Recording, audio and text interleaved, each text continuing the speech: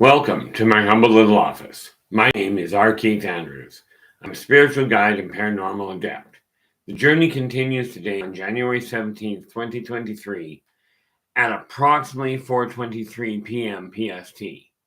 Now, I returned to this world for one primary purpose, and that is to remind people that working together, we can make this a better world for virtually everybody.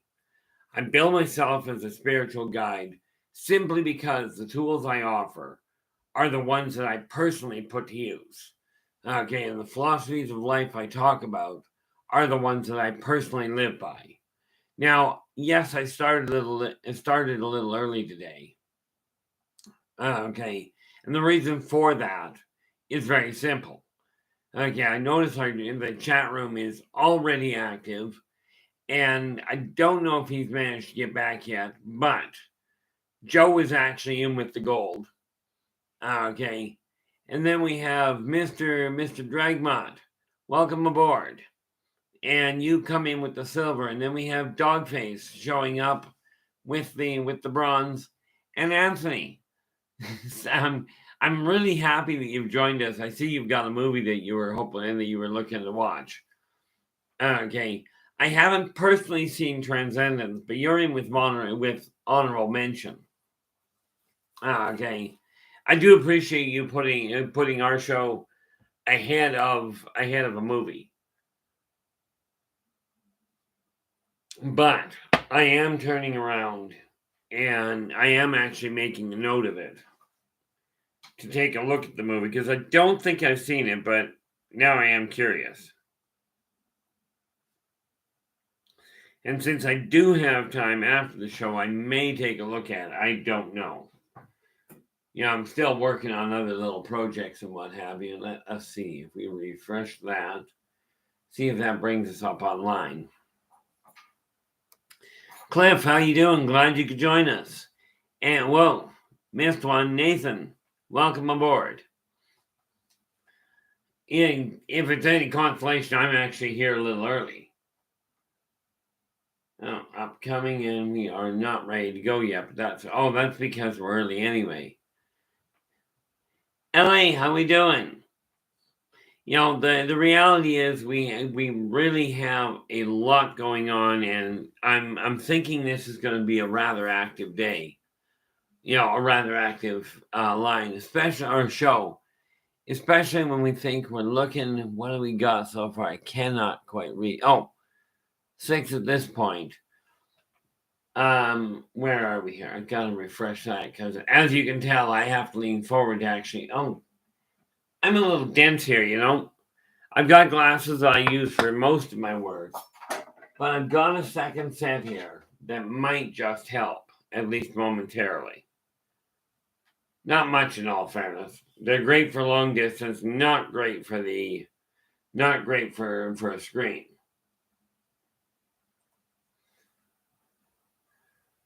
So what do we got going on here? There we go. Well, we'll put those aside because they're really not helping a lot. The other ones will work. But whoa. Don't do that to me. There we go.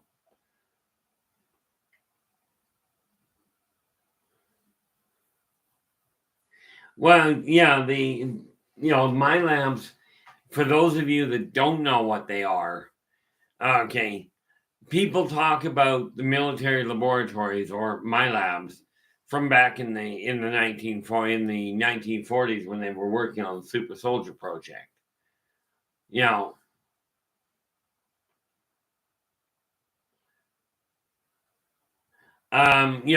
The reality is people talk about that's what it was. What you don't necessarily understand is, and those of you that have been through Milabs, first and foremost, we have to realize that the Milabs are still going on. The Super Soldier program, quite frankly, started way before 1942.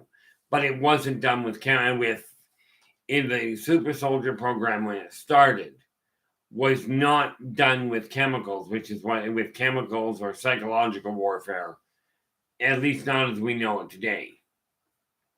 Okay, but the idea of them is to turn out soldiers, out people capable of utilizing senses and utilizing abilities beyond the norm. Now, the reality of it from my experience was they didn't do a lot in the crew that I was with, didn't do a lot in the way of physical training. Okay. It was more psychological training, causing trauma that was designed to trigger the higher senses. Okay. Not fun. In my case, I watched over the course of about 3 years, I watched 142 of my friends. 192 friends. No, 197 friends get murdered in front of my eyes. Okay. Now, understand, you may look at friends as people, you're looking at your young years. In my case, it was only between age 3 and age 5-ish. Okay. Of course, I turned 5 in May of 68. By August 1st of 68, I was terminated. Okay. But they literally would torture the kids. And they'd make us watch with the hopes that that the mental stress would trigger the higher senses. Okay.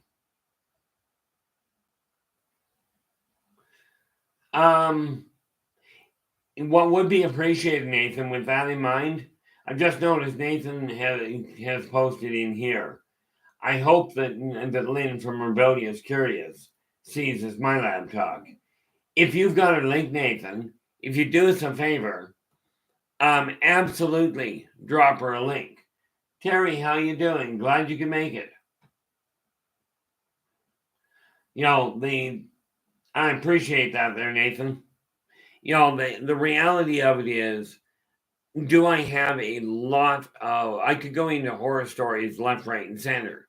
But in all honesty, one of the reasons I put this here was because of the fact I know a lot of the people that I deal with, and a lot of people that don't talk to me go through a staggering amount of trauma because of it. Saint, welcome aboard. I'm glad you could join us. The reality of it is this. This is why. Oh, bonus. This is why I like talking to you guys about what topics are of import to you. Because the fact of the matter is, do I still have trauma? Absolutely. There was a time when somebody would mention the Milabs, and I would literally burst into tears and start shaking so bad I couldn't hang on to my coffee. Now, there's a travesty. No, I did not actually go to therapy for that particular type of trauma. Okay. The reality of it is, from my standpoint, there is some good that came out of it. None of which was tolerance of people. Okay. I am absolutely certain that half the reason I became reclusive was because of that. Paul, welcome aboard. Oh, by the way, guys, I don't know what the situation is. All I know is that, and let's scroll up here, way back to the top. Joe was in earlier today. I don't know what time he was in, but he had come in and said that, he's not going to be here because he's at the doctor. So I would love everyone to really wish him all the best, and send the best wishes to him, that whatever he's into the doctor for turns out not too critically serious.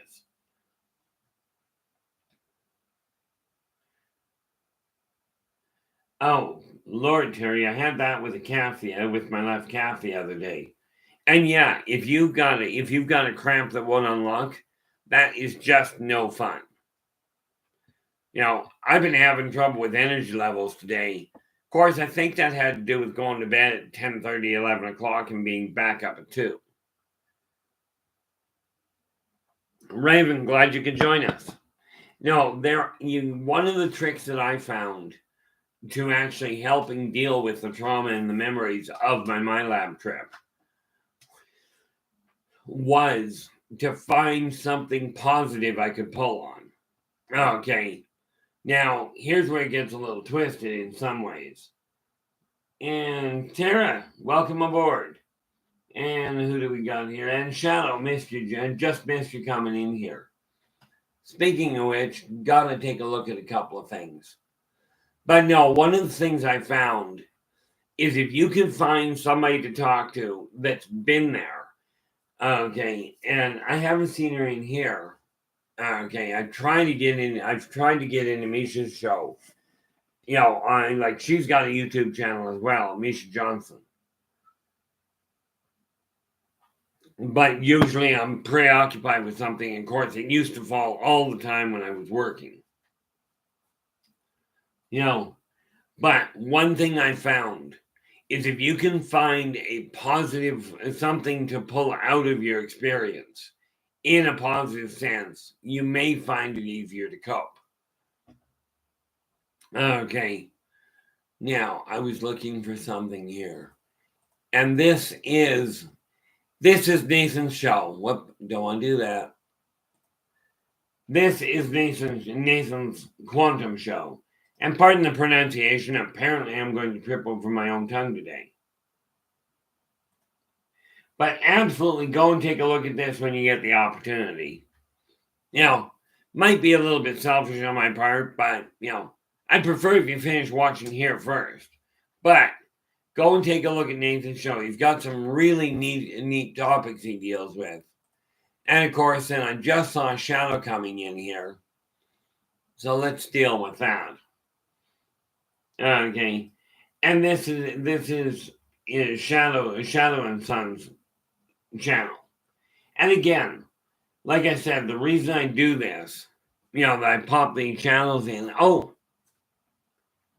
I'll come back to that. Actually, I'll come back to that now. This particular one, people have been asking when I'm going to have my YouTube or my Amazon channel up, my Amazon store up. They haven't finished getting everything up, but 3 of the 7 books are now available. Okay. 3 of the 7 books that I've written. And why does that do that to me on occasion? 3 of the 7 books, as in Believe in Yourself and Follow Your Dreams, Believe in Your Business and Follow Your Dreams, and Mr. Dreamcatcher, are now available direct on the Amazon channel, on my Amazon website. Okay. But this is the way to get to part of them. But again, and I'm going to stay focused in all fairness as much as possible on the Milabs side. Mr. L, glad you made it. The answer to your question there, Mr. M. Dragomont. Where are we? I'm just calling up the calendar so I know. Calendar. It will, my next spot on Spaced Out Radio will be on February 4th. Yeah, will be. Whoa, sorry, I lied. It'll be on February 3rd. February 3rd, 2023, I will be back on Spaced Out Radio. Okay, but if you can find a positive thing to pull out of those experiences, or just simply find somebody that can honestly, you don't have to find somebody that can relate to them. You've got to find somebody that can accept that what you've been through is real. Okay. And, some people don't talk well about what they're going through. Something about, thanks, Terry. It's something as near as I can figure. a lot of the reason people don't talk is because of the fact that, number one, when you're trying to talk about it, brings all those memories right back to the surface. Okay. And I mean, in my case, one of the most poignant memories that I've got, 200 of us in that room, in that class, in that pod. Okay. 200 of us. By the time I got out, and I'll use the term got out a little loosely, I was terminated. Quite literally, I was terminated because they couldn't control me. Okay. And because things got a little out of hand. So they terminated me, and a Sardassian actually pulled me out of the situation, and then took me to her people to put me back together. Now, I used to even consider looking at that event, and it was just a nightmare. Okay, so when you've got somebody trying to talk about it, first thing we have to understand, because I know there are people in this room that are suffering from PTSD triggered by the MyLab experience, but they don't necessarily recognize that that's where it comes from. Okay, I know of other people that are suffering from other causes of PTSD. Okay, you know, the reality of it is, from my standpoint, you know, when I look at the situation that people go through, you have to realize if somebody approaches you and is trying to talk to you about what they went through, the worst thing you can do is tell them it was all in their imagination. It may be, and there are those people that will talk about it. Oh, I went through this, I went through that, and what they're doing is they are simply taking those terms and using them to step into the spotlight. Okay. Now, this absolutely, in my opinion, and bear in mind, I suffer from PTSD triggered by my MyLab trips. Okay. But in my opinion, and it may well only be mine, quite seriously, the PTSD triggered by the MyLabs is again people thereby going, oh, I went through the MyLabs and this is why I'm having problems. Okay, or this is why I deserve special attention. There are people that make it up, but those people are nothing compared to the absolutely abhorrent behavior of people that do what the Americans call, what the people in the United States, from what I gather, call stolen valor. When they go, I served the country, I deserve recognition, I deserve credit. The people that are doing that to the military people, and I do mean they're doing it to them, where they're claiming they went through this and therefore deserve special treatment, those people's behaviors and claims are absolutely abhorrent compared to what people that have gone through MyLab have done.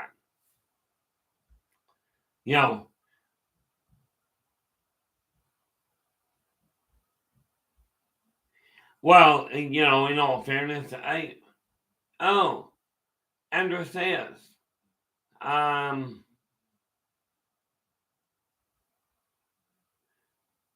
Well, if you take a look at Mars, it's actually pretty close to that. But have I been on planets like that? The answer is yes. Now, which one specifically? Because when you're on Mars, it does actually look kind of reddish on their end. Okay. And thereby, the race you're talking about on there would be Martokians. And so, I mean, we absolutely, the reality is that when you're dealing with the MyLab experience, it completely throws you off track. If you suffer from PTSD from any cause, my heart goes out to you. I know what it's like. Okay, and that's what I mean by, that what I have gone through. Right. what I talk about, I've gone through personally. And yes, this means that my life really is more like science fiction than anything else. I cannot believe the turnout here. Well, I can. I'm looking right at it. Here we are. What are we? 20 minutes into the show, and we are already 17 deep in the chat room. But no, one of the things I found, and I'm kind of an odd case in this one. I took a lot of, and some of what I've gone through in the Milabs, and I'm including some of the knowledge I got from that. Okay, in the Yldrbac Chronicles. Now, sad to say, where it comes to the Yldrbac Chronicles, they are still not up and active on my Amazon channel on rkeithandrews.com. Okay, which by the way isn't actually the Amazon channel. As soon as it's up and running properly and we've got the rest of the stuff working, then we will start dealing with that. Okay, but take a look at what you've been through. Find something, anything at all, that you can hang on to. Now, of the 200 kids that were in my pod, okay, technically I didn't survive, but I got out and I'm alive. Okay, there was one Oriental chap that ended up developing pyrokinesis. Okay, and there was an African, and he was Numenorian black, like he was blacker than you can imagine, than normal, if you will. But he turned around. He ended up developing psychokinetics. Okay. Now I know the African that was around. I caught wind, I guess about 20, 25 years ago now, that he died of apparently natural causes. The last I heard, the Oriental was still alive, wandering around Japan.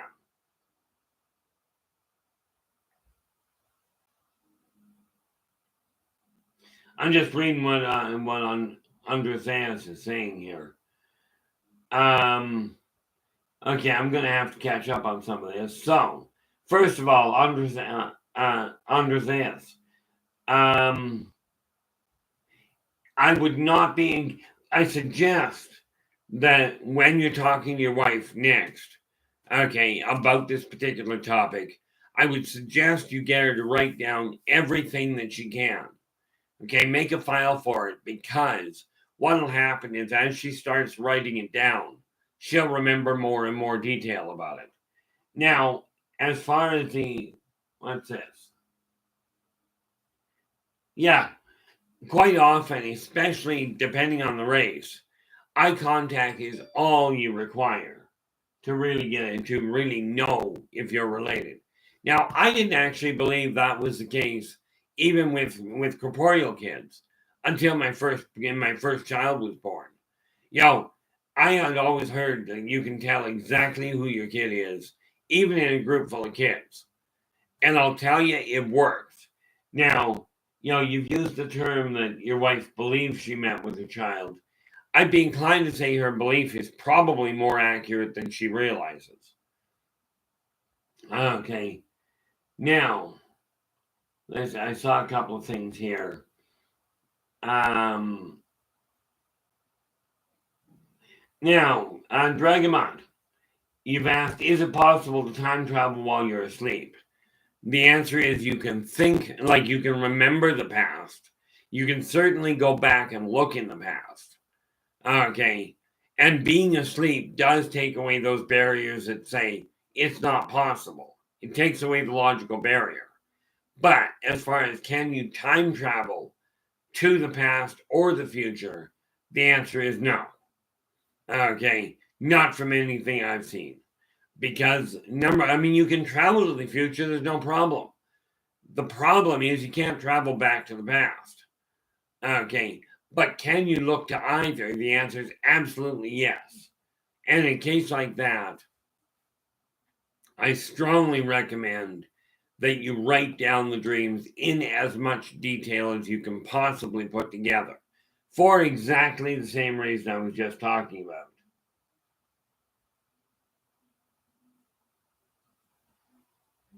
Oh, yeah. No, and I realize that, Anthony. Some of what people go through in the Milabs, there is no way. I mean, well, there is a way. Hollywood does a good job, but you really have to have some incredible screenwriters and some really good, if you will, secondhand information. People that have been through the Milabs. I remember being in the Milabs, okay, with, and I mean, we were okay, let's stop that for a second. Where I was, there were all kinds of halls where the rooms were behind glass doors, and we were kept separated. But I remember one kid we were walking down the hall, and this kid, we were rushed past him, but he was hooked up to all kinds of tubes, all kinds of sensors, right? And he was thrashing about like there was no tomorrow, and thrashing about and screaming. Whatever they had subjected him to or injected him with was absolutely, it was way beyond cruel, because he was thrashing around, and I'm standing there looking at this kid, and while he's thrashing around, the doctors are running all over the place, and in all fairness, they were trying to stop the reaction. But while I stood there, okay, he went from thrashing around into his skin actually starting to smolder, and then the poor kid burst into flames. Okay, now for those of you who are not aware of it, if you take psychokinesis, mind over matter, the ability to move a physical object without touching it, when you push that to its ultimate level, what you're doing is agitating the molecules to the point that they ignite. And this is what happened to this munchkin. Quite honestly, YJ, yes. This is the type of experience that will produce repressed memories. Okay, very much like abductions do. The difference is that when you get abducted by an off-world race, they tend to try and put a memory in that will overlay it and give you some semblance of normalcy there. When you suffer from trauma, the likes of which happens in the Milabs, your brain blocks that part out to try and protect you. Now understand, I was witness to this kid bursting into flames. Okay, if you've ever smelled if you've worked as an EMT, first responder, fire, or police, and you've ever had to deal with somebody that burned to death. Okay, I should say fire, police, ambulance, doesn't matter. If you've ever had to deal with somebody that's burned to death, the smell of burning flesh is something that never leaves your mind. You're always going to smell it. Okay. Now it happened when I was 4. It was not until, I guess we're in 22 now. So I'd have been in my mid to late 40s by the time I ever learned to talk about it. So the time I was in therapy, for the other issues I was dealing with, never crossed that border at all. That's just the reality behind it. Okay. JCL, welcome aboard. Glad you could join us. What I've done to strive, and there's 2 things I've been doing. And this is why I mentioned Misha's show. She hasn't been in here. Okay. And in all fairness, for whatever reason, I couldn't track her site down to pop it up in here. Okay. I've been trying to, and unfortunately, for whatever reason, that has not worked well. But what I've been doing is trying to help people cope with their own experiences. And for me personally, I took that information, I've documented part of it, and some of the experiences, some of the attitudes of the people that I knew from in there, I've actually put in characters that are based on the people I knew from there. Okay. From my standpoint, it's really not there, YJ, but 2 years ago, somebody would have said, could have said, can we talk about this? I've been going like, go ahead, be my guest.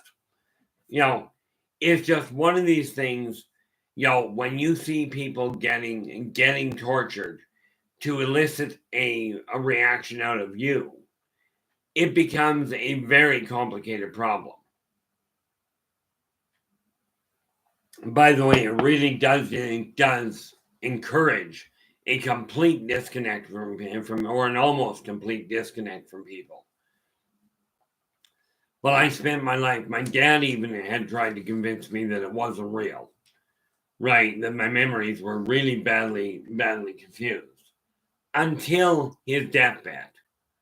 Okay, when my dad turned around, he looked at me. Of course, my dad was not one to cry. But he looks at me on his deathbed and he goes, I owe you an apology. He goes, Mom and I tried convincing you that your memories were wrong, that your memories were misplaced. Right. But he says, they weren't. All of your experiences, your past lives, your psychic interactions, your psychic foresight, your Milab problems, the issue with the morgue, your abductions, every single one of them was real. Now, the reality of that is he didn't tell me that in front of anybody else. So all I've got is me from that standpoint. I mean, I've talked to some people. Okay.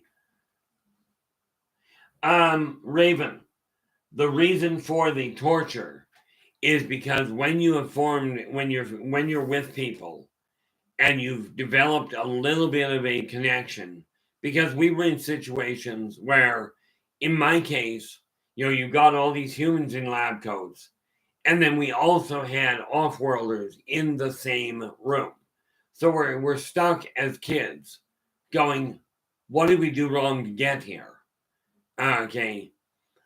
And we start developing friendships, and then our friends are held down in front of us and tortured, either by showing us, some of the torture was in the way of showing really, really horrendous movies, ones that were designed to elicit fear. Okay. And then, of course, this was reinforced by telling us, by telling us these creatures were real. The problem is many of the creatures they were talking about, they would also introduce us to. Much of what you see in Hollywood, they couch it as a movie. I'm telling you from firsthand experience, it's not all as imaginary as you might think.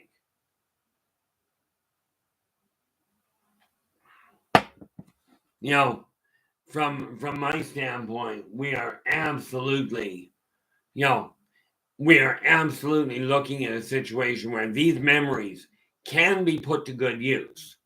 Okay, I can honestly look at what people have gone through, and I've dealt with people that suffer from PTSD from other points. Okay, but I will tell you, whatever the cause, my labs leave a dent in your psyche that is almost impossible to deal with. I mean, heck, it took me, I'd been in my mid-40s, so it took me 40 years to be able to sort through it.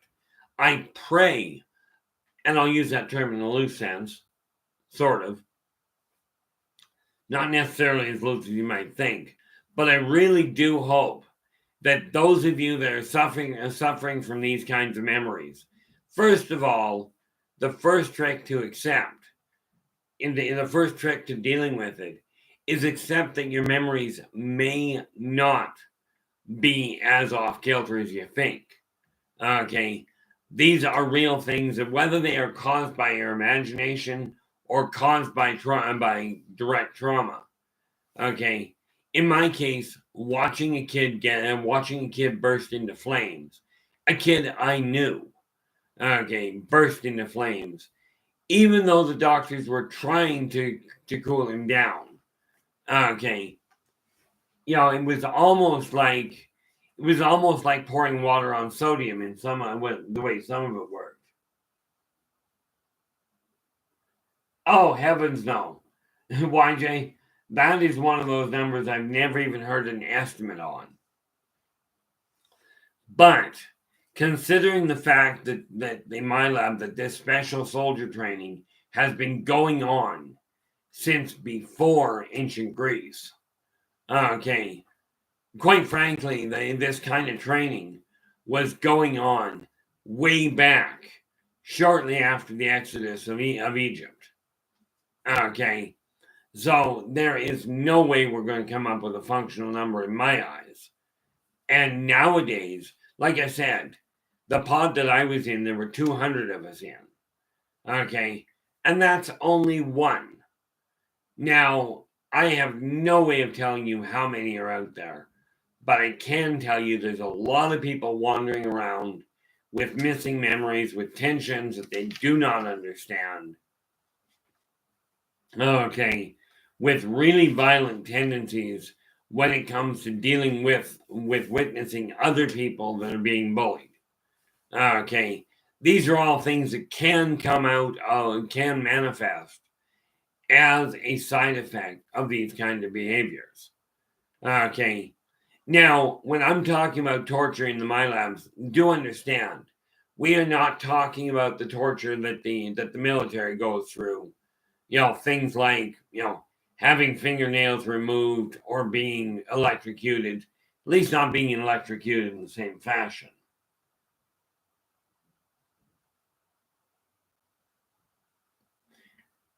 Yeah, quite honestly, I would have to agree with her. Because what goes on there, first and foremost, they will try and teach you that even the kids around you are a threat. Problem is, kids don't work that way. Okay, they will behave as though the other kids are a threat. What happened with us was we were taught that every kid in there was a danger. Okay, and we were told stay away from them. And quite frankly, we were chastised in all sorts of ways, usually by isolation. Okay, but we still, as children, figured out ways of getting to each other and letting each other know, yeah, we know what we're doing. We know you're not the problem, but we don't know how to deal with it.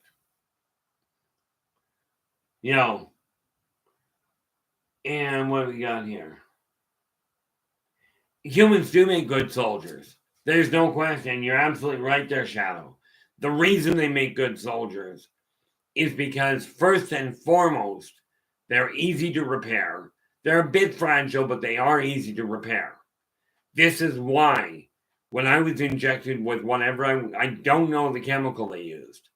Okay. But when I was taken out, they injected something into my arm that lit me up like a Christmas tree. Okay. And it was that issue that destroyed most of my nervous system. But when the Strazazian yanked me out of there, I mean, talk about a bloodbath for the techs that were in there. When she yanked me out of there, her people spent as much time as they could, as quickly as they could, to stabilize my system and put me back on track. Okay, but I was listed as dead, so they shipped me off to the morgue. The rest of them did. Well, sad to say, Raven, when things started to manifest for me, Mom didn't know how to deal with it. Okay, and in all fairness, Dad didn't know how to deal with it. But what would happen is something would manifest, and in my case, it was psychokinetics. Okay, meaning my mind over matter. I would move objects with my mind. But back in the 60s, there was no understanding of it to speak of at all in the general public. So, the one of the first days that happened, I was put in the crib, and Mom was doing other things. Understand, she had 3 other kids in the house. Okay, all of them under 6 years of age. Well, no, I think my oldest brother at that time was 7. Right. But my second eldest brother was deathly ill a lot of the time. So Mom had put me in the room, in the crib, and she left all the toys just outside the crib. And all I did was I reached out and I went, come. And I saw the toys started coming over the rail into my crib. Well, Mom came around the corner to watch this happen. So when Dad got home, she was in an absolute state. And Dad simply said, I'll take care of it. So Dad picks me up. Okay. And I don't know if he made a phone call or what the story was beforehand, but he did something. Came in, picked me up, took me outside. There was a black sedan there. We get into the black sedan. There is a flash of light. And then we got back out and they started the car. There was a flash of light. And then he stopped the car and we got out. Because Dad turned me over to a person turned me over to somebody from the sedan. Okay, a blonde lady. Turned me over to her. She gets into the sedan with me. Right. They turn the car on. There's a brilliant flash of light. And they turned the car off and we got back out. We were in an underground bunker.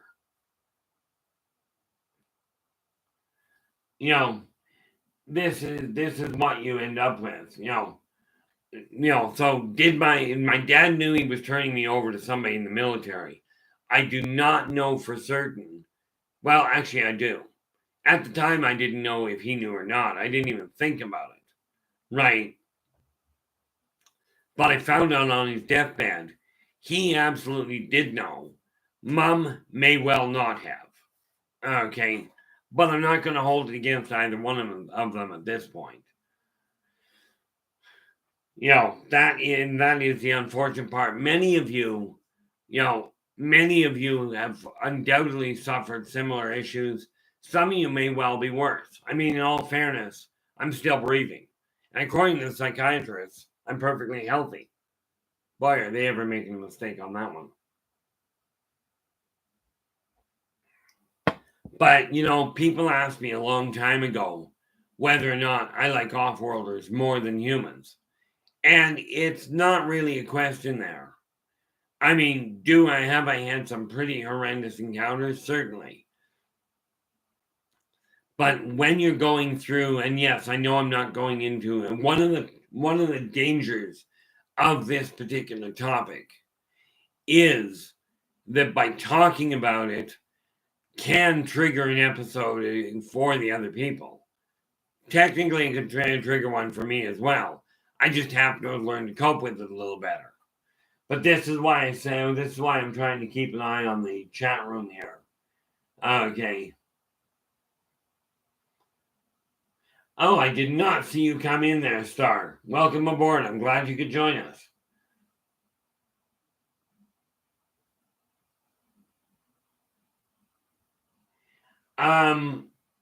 This is where when we start talking about changing realities and what have you, what we have to remember is we're all on one timeline, but the mind will do absolutely bizarre things under extreme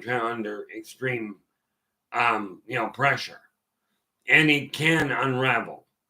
And no, whatever you do, understand when I'm talking about people's minds unraveling, I am not referring to even functionally remotely, talking about people having lost their mind. Oh, you're just imagining it. This is not what I'm referring to. Some people, absolutely, but it's a tiny number of them. A tiny percentage comparatively. And I appreciate that, YJ. One thing that is really, really important in my experience is when somebody is talking about what they've been through. And there's a lot of you that I'm certain are in this room that have gone through similar things and just don't know how to cope with it yet. Ange, welcome aboard. Glad you could join us. And Carl, how you doing? We are having, the reality of it is some of you are going to sit there and go, I can relate to what you're talking about. And I've got real serious questions about what to do with it. Okay. And I do encourage you, if you can dig it up, if you can dig up the strength to do it, ask the questions, because I'll tell you, there's a lot more people in here that can relate to what you're going through than what you might think. Okay. And this particular group has been mind-bogglingly supportive in just about everything I've looked at. I was shocked, quite seriously, in a good way, by the way, with the amount of response I got when I turned around and said, look, I had a heart attack the other day. That is, an annoyance for me. For me, heart attacks are just kind of a hiccup. But if you've got a question, or if you're trying to piece together what something was, in my case, a lot of what we ended up with was some of the tricks they used, and I'll use that term a little loosely.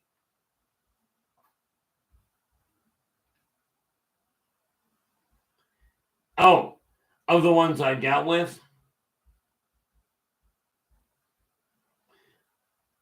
YJ, some of the races I dealt with in there were very reptilian races. The Strazosium were there. There were some Tormenon. Okay. They didn't actually let the Teclac in, because the Teclac, well, they tried that early on, but they found out something problematic with the Teclac. The Teclac turned around and ate a couple of the kids in front of us. Okay. And they decided that having the Teclac in place was a bad idea. It's kind of like putting a bottle of alcohol in front of an alcoholic. Okay, they're going to go after it. So they just seem to, because that was only in the first year, and then for whatever reason, probably due to the number of kids that got eaten that weren't supposed to, at least I don't think they were supposed to. Okay, the Teclac were moved out of the equation.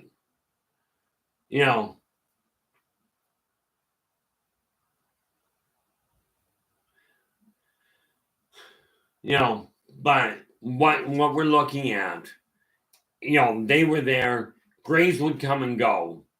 Okay.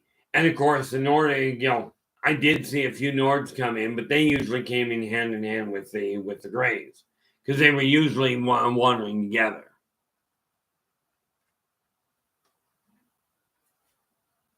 Oh, the ones that are even worse, and they didn't show up in the Milabs. Okay. The Vegans are an absolutely brutal group, but you got to remember, with the Vegans, they've got no pain center at all. But some of what they did to us, like I said, they would isolate us, and you were constantly having this. We'll use the term music a little loosely, but you were constantly having people's voices piped in about how dangerous the other kids were and how evil they were, how much of a problem they were going to be. So watch your back, kids, because these kids may be playing, maybe trying, maybe behaving as though they're friends to you. Don't trust it for a moment. They will sell you out. If you tell them anything, they will sell you out. Okay, so we had this constantly piped into our rooms, even while we were in isolation.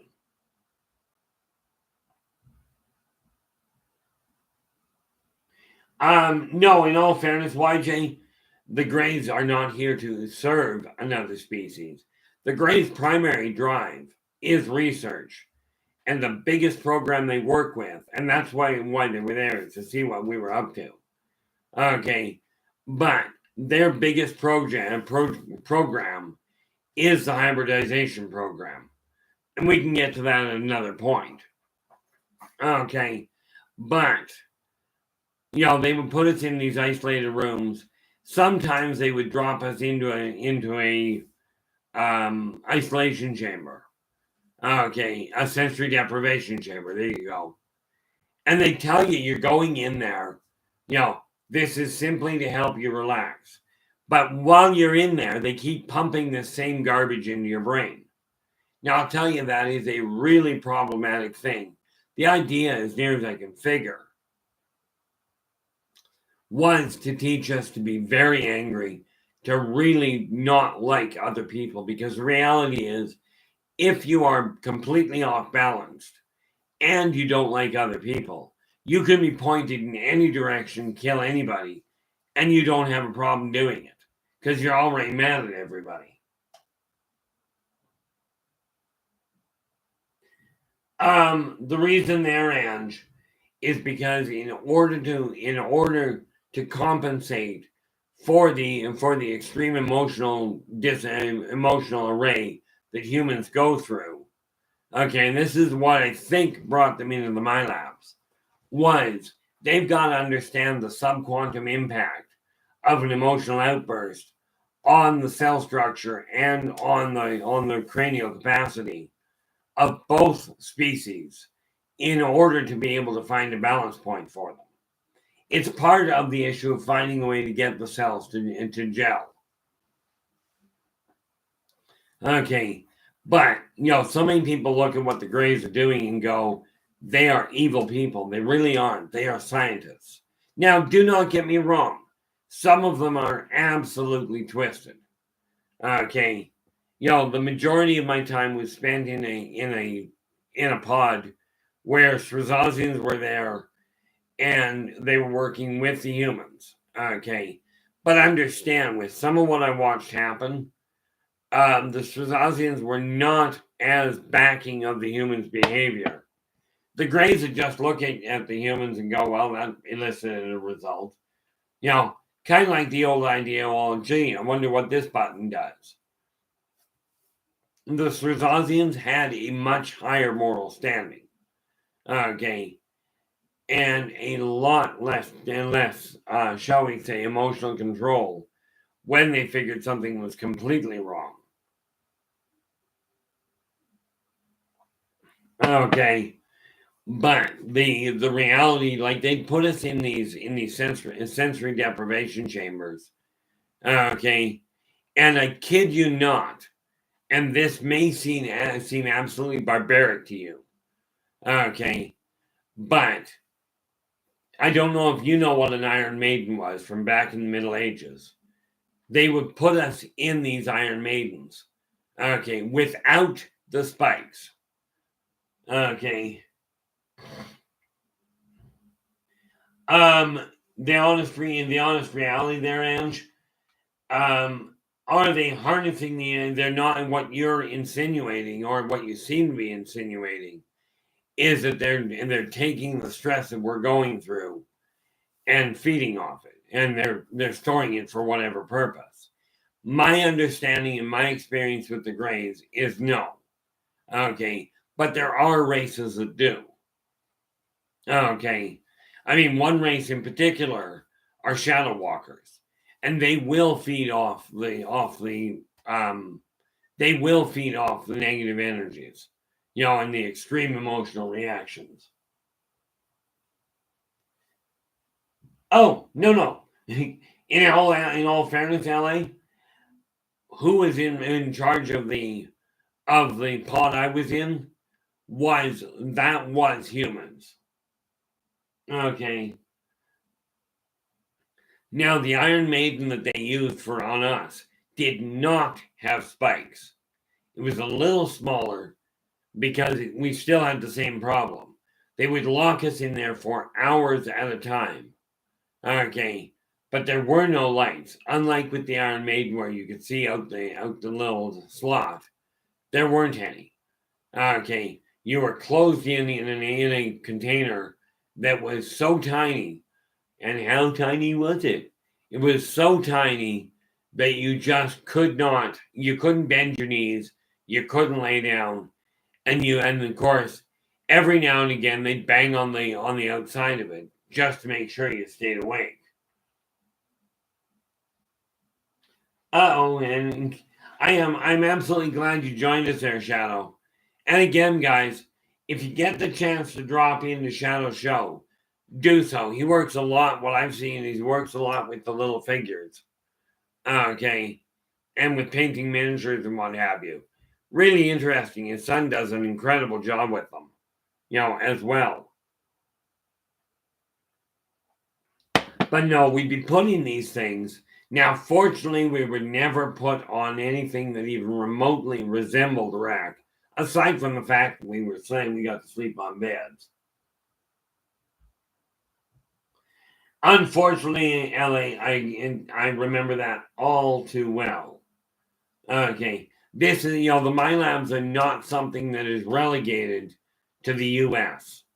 Okay, to be clear, my suffrage edit was in Canada. Okay, can I prove it? Not a prayer. Remember that thing about military? Kind of writes off the proof thing. Okay, so I mean, when we're looking at it, these atrocities that we're seeing, okay, you look at the kids starving on the street today. There's a lot of kids out there, a lot of adults that don't have enough to eat. But picture what happens if you take a kid, okay, and you put them in an environment like we're talking about, and they don't get to eat, but you bring in some of the most succulent meals and some of the best smelling stuff, okay, and you eat it right there, okay. And rest assured, some of the people that they had come in did not have good table manners. So of course you could smell it, you could hear the fact that they were eating, and a lot of the time what they did was they pumped this in through a speaker into the Iron Maiden or into the sensory deprivation chamber. Okay. Confinement was a normal way of dealing with things. Okay. One of the things that they did with me particularly was they put me in a cage. Okay. They put me in a cage and then they'd swing the cage. Okay. And I don't mean just swing it like this. I mean, they'd swing it this way. They'd spin it and then they'd do this with it and then they'd shove it further this way. Well, the net result of this was by the time that I was at home permanently, if you will, I had motion sickness down to a fine art. Mom had put me into a car seat, right? And she'd go to strap me in. Well, she'd set me in the car seat. She'd strap me into the car seat. I'd throw up. Okay. They'd clean me up, put me back in the car seat. Then they'd start the engine. Nightmare. Glad you could join us. The reality of what we're dealing with here is a phenomenal situation. Picture the worst thing that you can imagine. Take a look at the worst horror show you've watched. A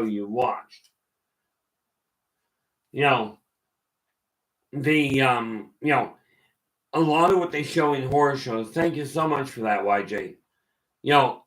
What they show you in horror shows is absolutely, it is absolutely mild compared to some of what I've seen. Michael, no requirement for an apology, but apology accepted.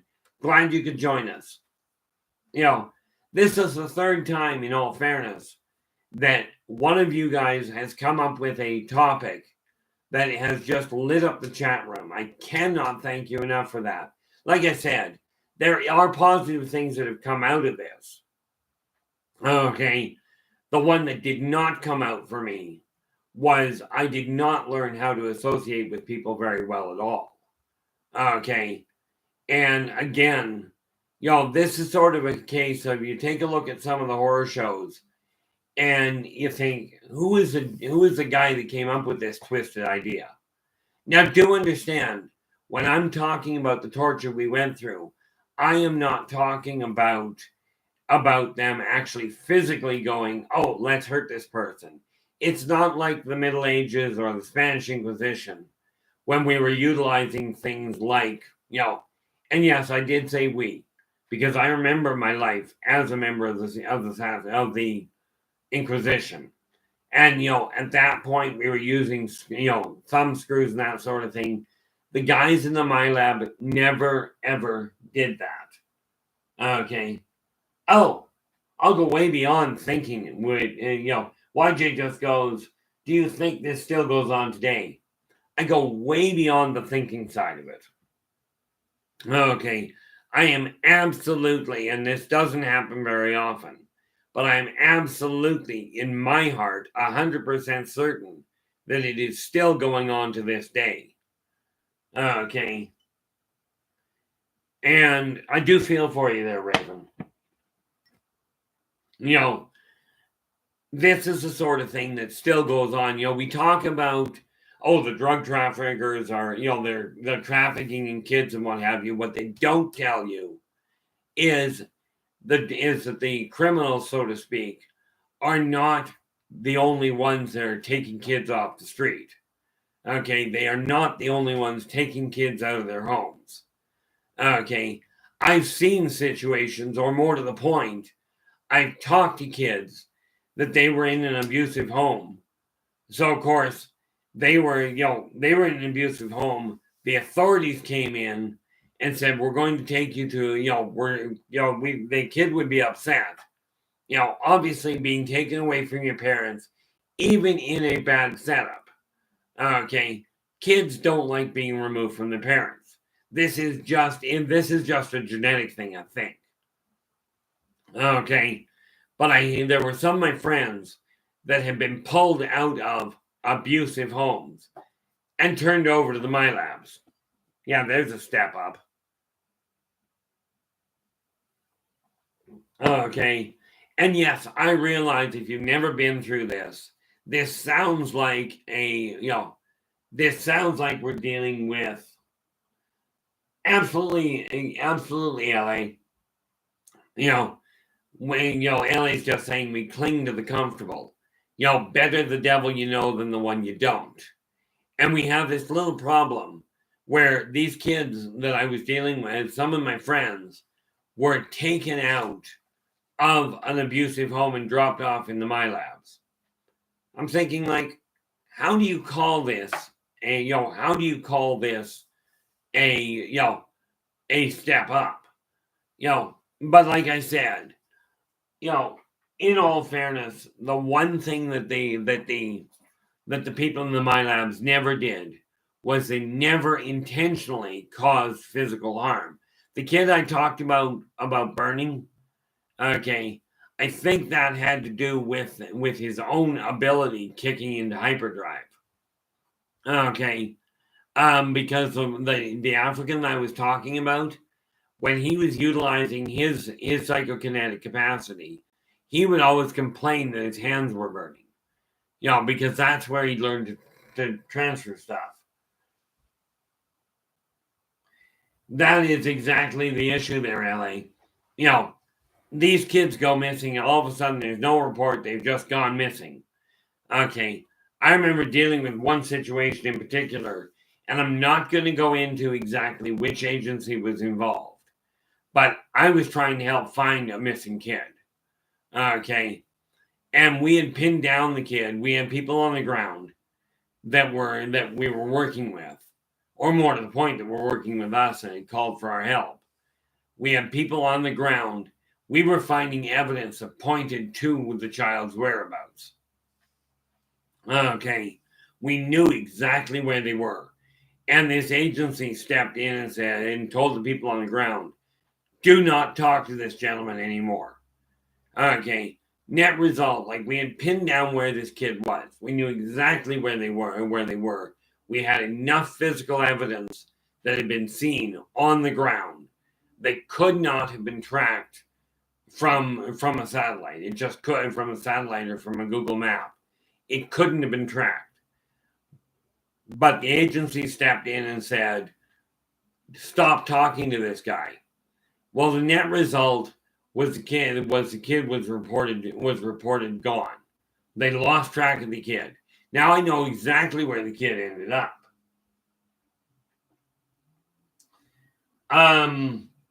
The reality there, YJ, as far as I understood from the children, parents were rarely actually involved. Okay, I mean, they were involved in my kid's gone missing and I need to find my kid. But very rarely, and maybe, and this is just a wild stab in the dark, maybe 5% of one parent, right, knew what was going on or knew that they were turning the kid over to an agency. Okay. My father, I don't know if he knew what he had turned me, what he dumped me on. But I know he found out later, because on his deathbed, he did tell me that everything I went through at the Milabs, it was real. Okay, but the majority of the parents really don't have a clue what's going on.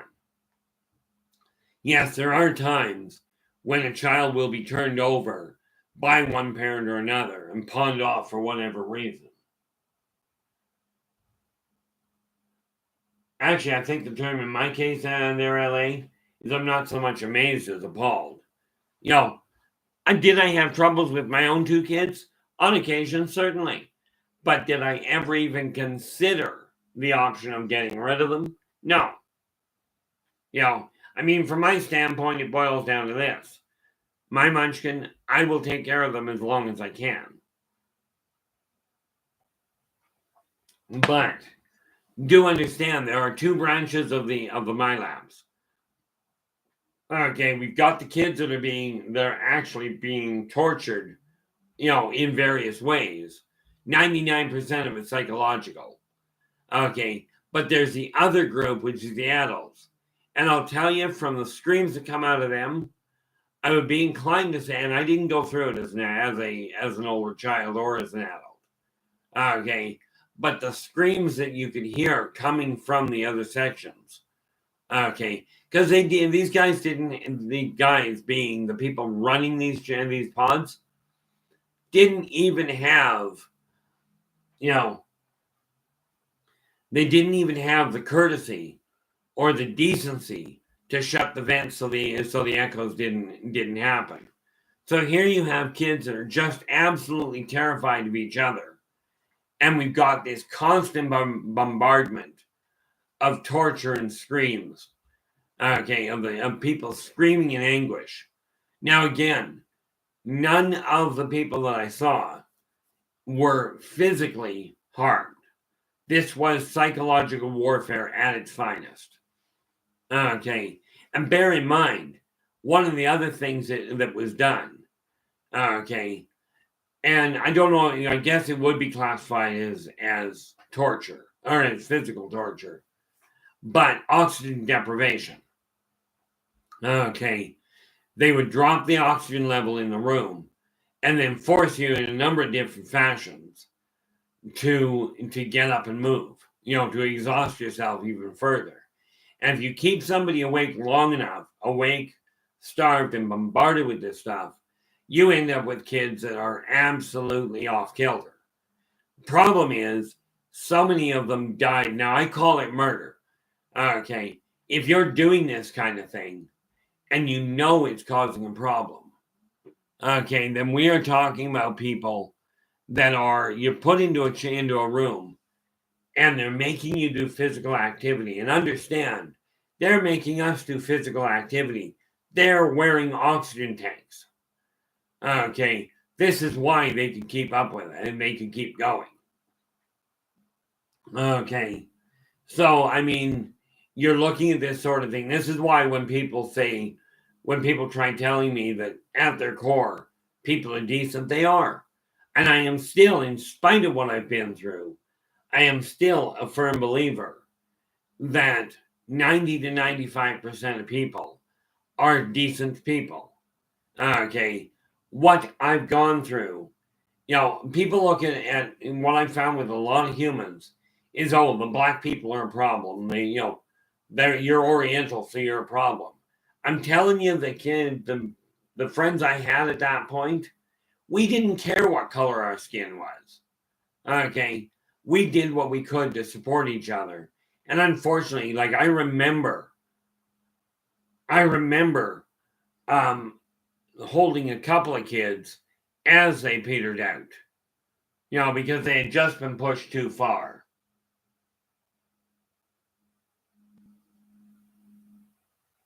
Oh, fantastic Saint. Knew she'd show up sooner or later. That's absolutely incredible.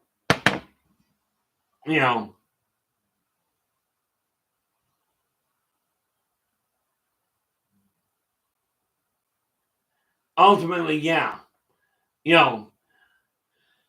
Star Scared is going, I think about this in context closer to 20 and back. You were captive audience in a similar fashion to that. Yeah, in a lot of ways. And I will tell you, aside from, and this is something I've got to say first, when I'm looking at what the POWs went through, okay, understand what the POWs went through was in the physical sense, nothing. No, that's wrong. What we in the Milabs went through in the physical sense was nothing compared to what the people in the POWs went through. Okay. And like I've always said, I've got the utmost respect for people in the military, the ones that step up and say, let's protect our families, let's protect our country. I'm telling you, this aspect of any country that I've dealt with, okay, this aspect, I would love to see it come to a grinding halt. Unfortunately, I've been watching this kind of behavior since the exodus from Egypt happened. Okay, people have a really abhorrent side to them. Okay, it's not really when you think about the length of time I've been doing this. And I'm not talking about just this lifetime in this case, but the length of time I've seen humans deal with each other this way, it's not really much of a wonder that I don't connect with them all that well.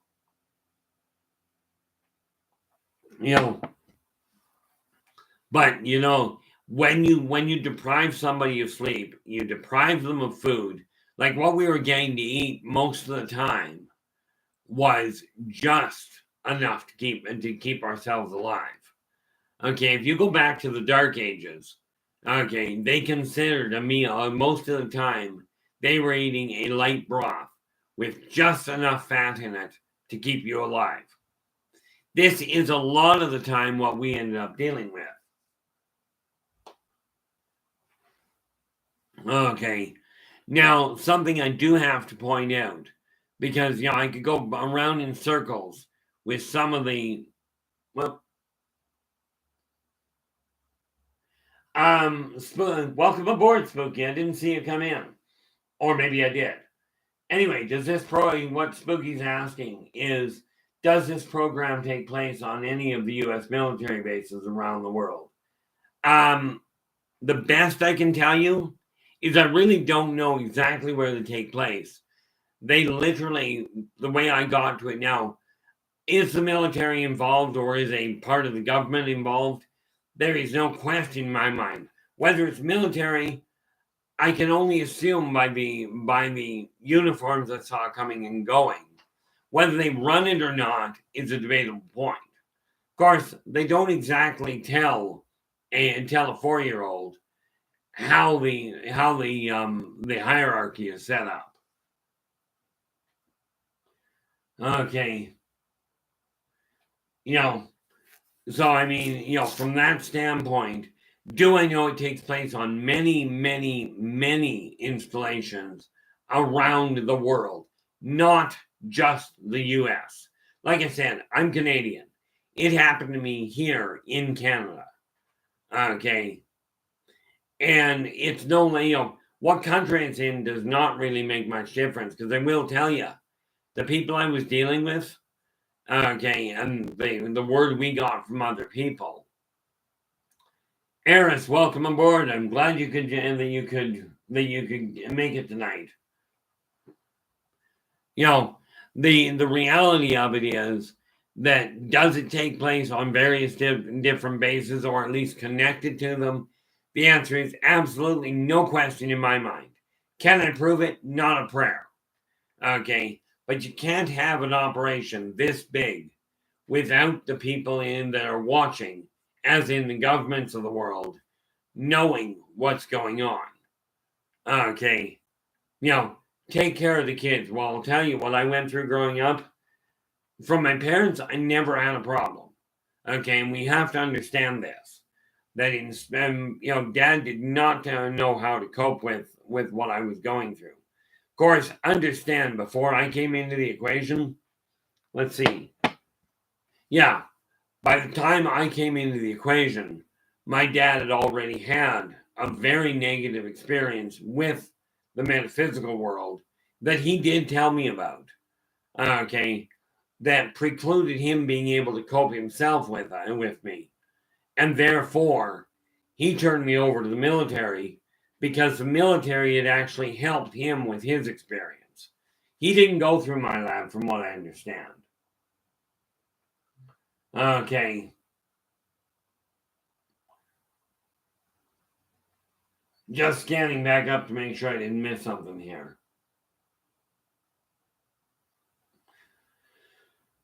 The reality of what we're dealing with, okay, is we can, if you've gone through this, and I know some of you have, and that's clear just by some of the comments being made here. If you've gone through this, number one, my heart goes out to you. In this case, been there, done that, would just as soon not do it again. Okay, but find a way to either talk to people about it, okay, or write it down. In my case, one of the things I've been dealing with is where it comes to my writing. Okay, I will put it down on paper, and that does help me cope to a degree.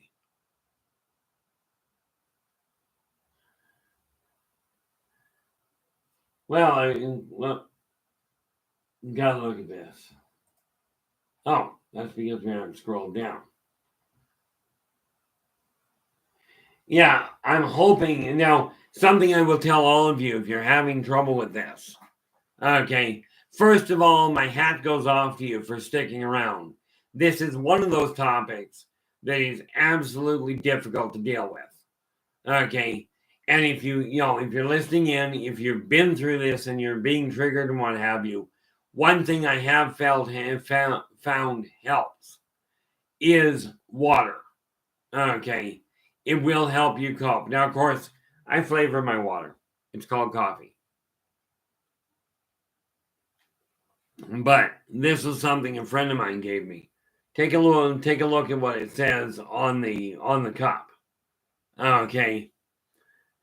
Now, my problem is I look at all races in an equal fashion. I see these guys do the same sorts of things. Okay, to varying degrees. But this is why I say humans and the off-worlders, the ancient races, are no less. They're no worse or no better. They just have different toys. Okay, but I can really, something that I do find also helps, because Saints just brought up something here. Okay, like many of you. Okay, and I really appreciate Saint pointing this out, because many of you, I have no doubt, are going through the same thing. Okay, Lord knows I am. But what he said was, my anxiety is through the roof this evening. Focusing is super hard. Okay, and it really can be, especially like where I run into a problem is when I start thinking about the kids that I watched pass away. Okay, after the trauma they'd gone through, you watch their mind just kind of collapse on them, and they end up with a major problem. They usually call it death. And welcome aboard, Carl. I don't think I saw you coming in.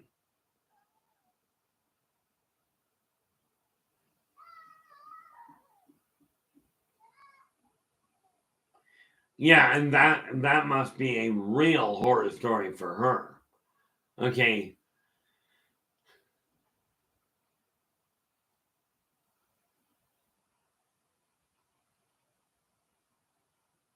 I was just reading a couple of notes in the chat room here. Like I said, I do look into the chat room to see what's going on there. But this is undoubtedly one of those things. And I'm sitting here going, I've been talking about this for almost 2 hours here. Well, an hour and a half here now. Almost. And the reality of it is that I know when I get off the show tonight that I'm very likely to run into some interesting problems.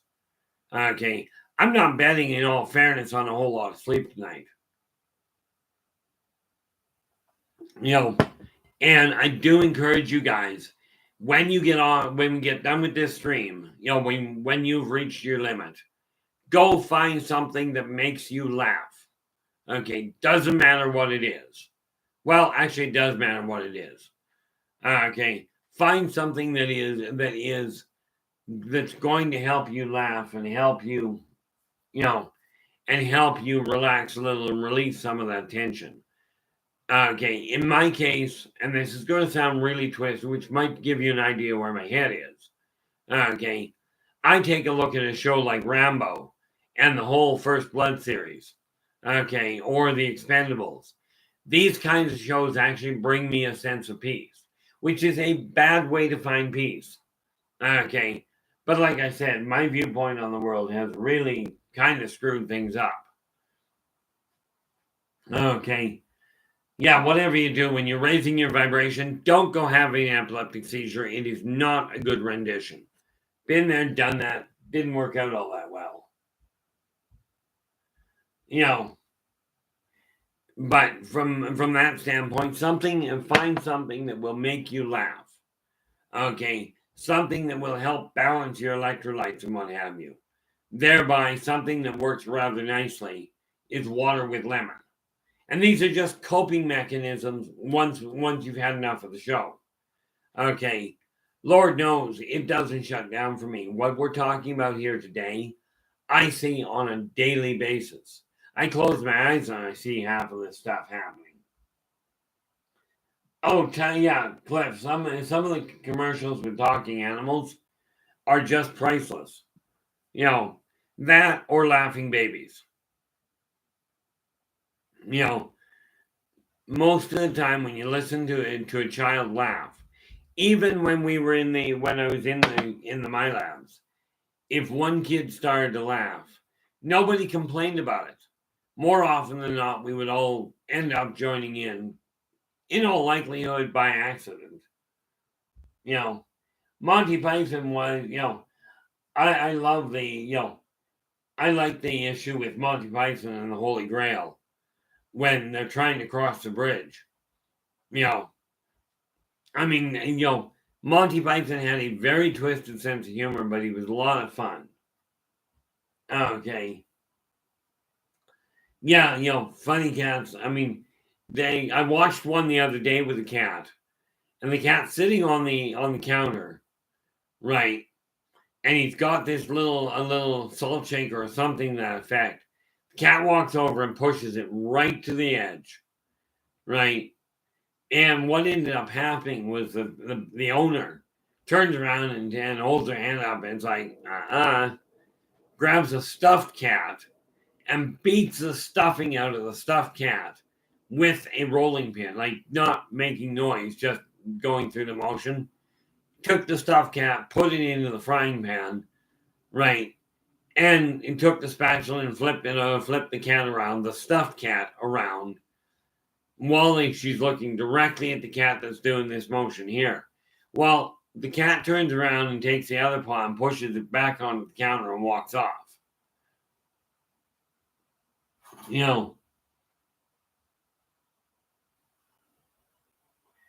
Yeah, in a lot of ways, well, YJ, she's either a therapy dog or lazy. Depends on how you want to look at it and what she does.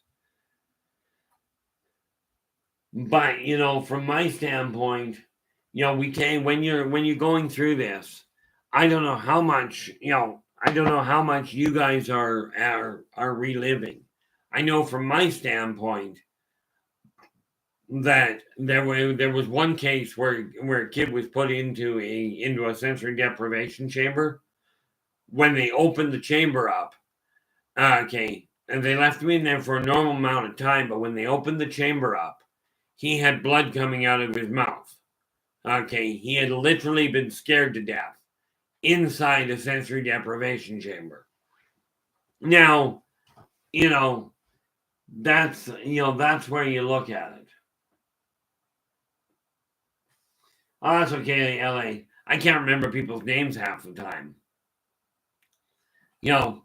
But when people think of a sensory deprivation chamber, you think about its relaxation, and it's relaxation and things go nicely. You figure out how to cope with things. This is not the memory that comes to me. This is one of those things that is just, I look at the sensory deprivation chambers, I'm like, yeah, that's not a good place for me to hang around.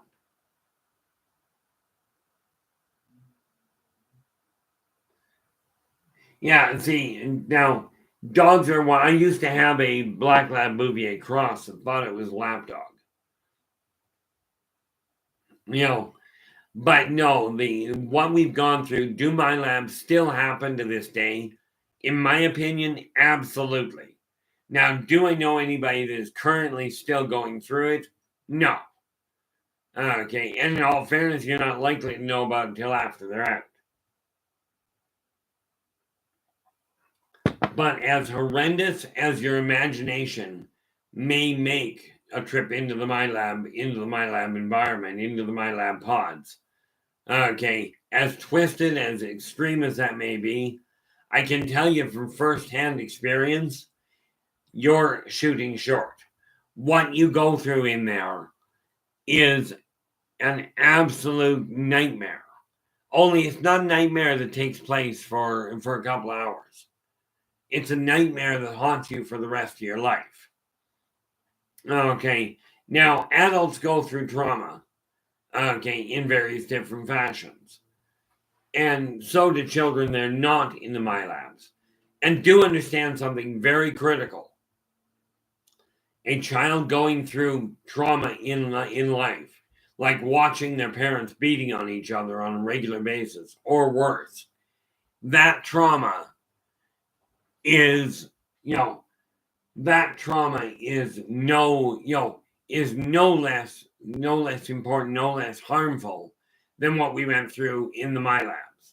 A nightmare, in all fairness, seeing somebody laughing, especially in a situation like that, we understand wholeheartedly, at least I hope the rest of the people here do, that you're not laughing about what you're going through, what we've gone through. You're laughing about the picture of some of these animals.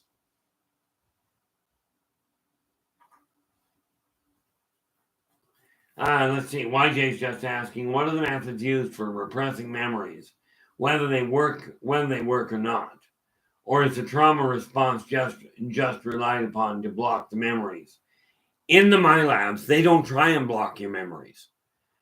In the MyLabs, your own mind will collapse on itself and block things out.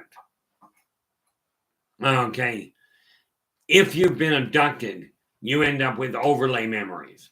If the off-worlders are doing it, they will put an overlay memory in.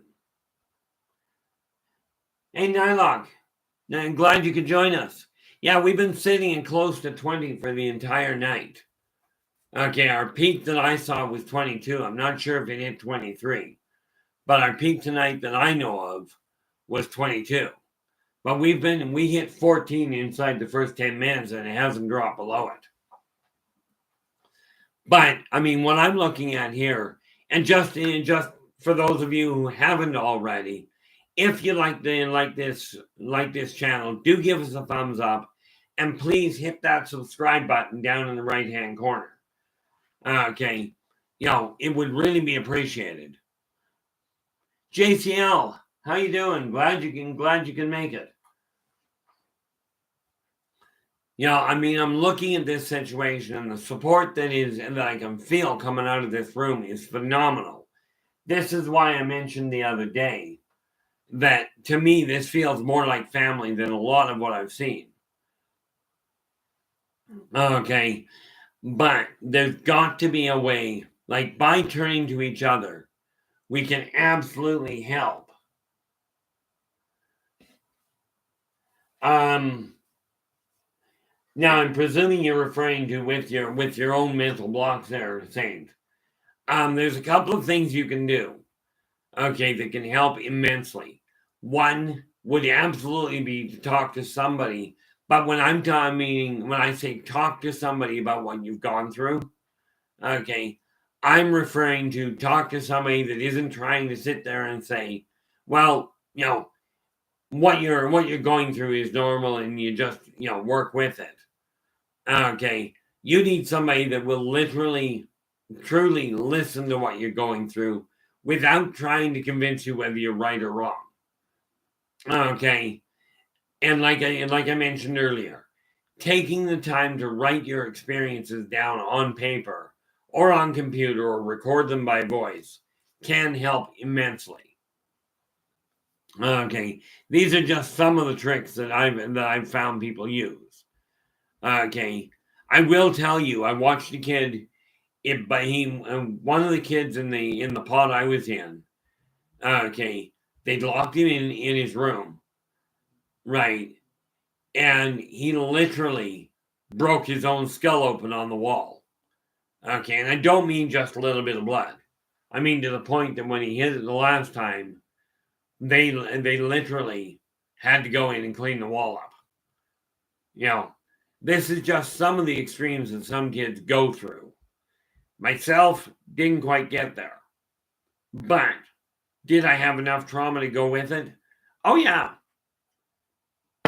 Okay.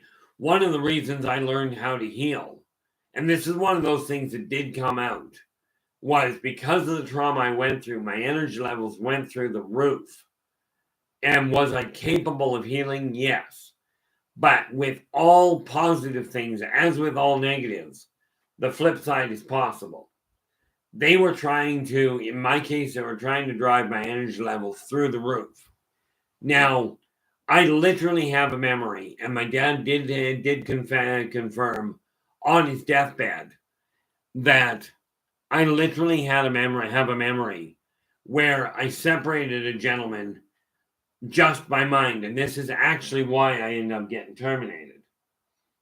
Okay, was because they pushed it to the point that I lost all connection with people.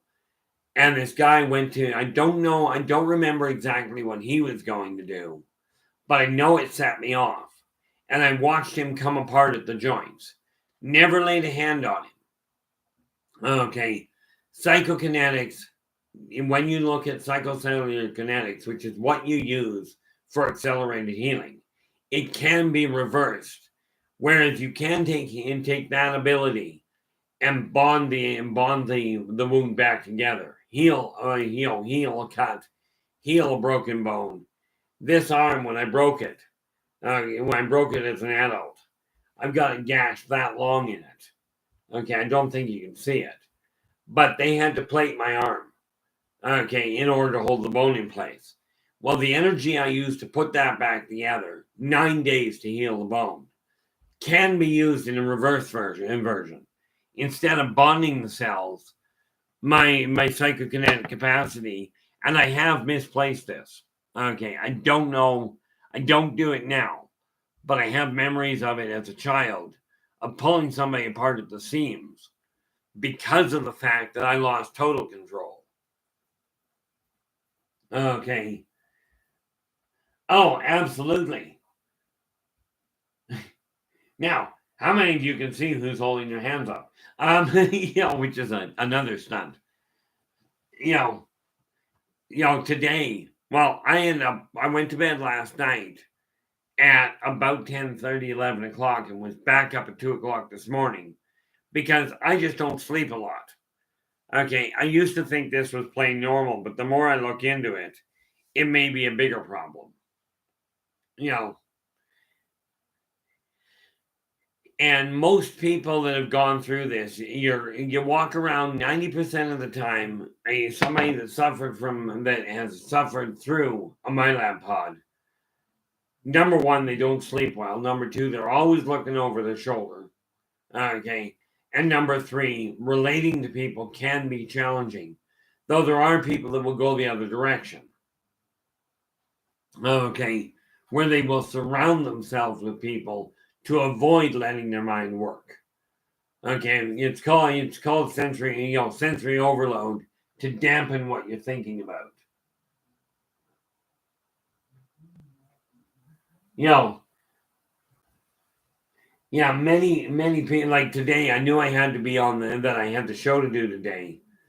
And bearing in mind the stress I've been going through in the last little while and knowing what this particular topic was, I knew it was going to be complicated and I wanted to make sure I was alert through the whole thing. The reality is that this is a common, I'd love to say it's not a common problem, but I'd have to lie. Okay. I don't know numbers for you, so I can't give you that. But I can tell you, having been through the Milab and what I've had to deal with there, and living through a period of alcoholism and drug addiction and the world that I saw there, I would rather live in the world of alcoholism and drug addiction than spend another second in a Milab pod. Okay. It's just not one of those things that you can put a measurement on, really. At least not from what I've seen. So will I end up? I will do what I can to find a way to relax tonight. In all honesty, I'm not expecting to get a whole lot of sleep, but I will let you know about that. I think today's Tuesday. Of course, I always have a lot of fun there, trying to figure out what day. Yeah. So I will let you know tomorrow whether or not I managed to get any sleep tonight.